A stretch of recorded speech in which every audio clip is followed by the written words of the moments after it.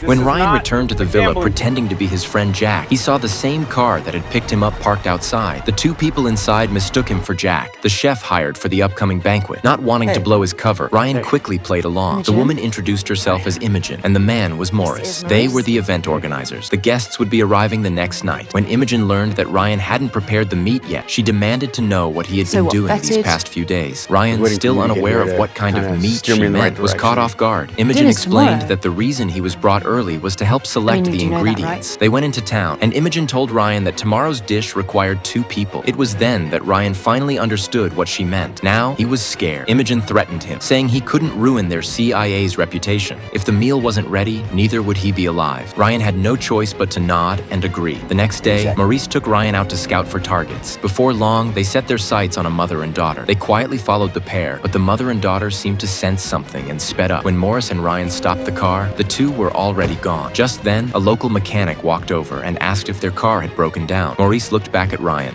who nodded in quiet understanding. Maurice lured the man to the car. As he bent down to inspect underneath, Maurice shot him dead. At that moment, the mother and daughter returned, this time with police. Maurice quickly kicked the man's legs into the car to hide the body. When asked why they had been following the mother and daughter, Maurice denied everything. He handed over a business card with the villa's address. With the police now alerted, they had to give up on finding a second victim. They dragged the body to a hidden basement and hung it from the ceiling. That night, the guests arrived. Soon after, Detective Royce showed up with a colleague. He handed a photo of the dead man to Imogen, saying a witness had seen him with Maurice and Ryan. Imogen tried to dismiss them, but Royce insisted on staying because the man who had been killed was his nephew.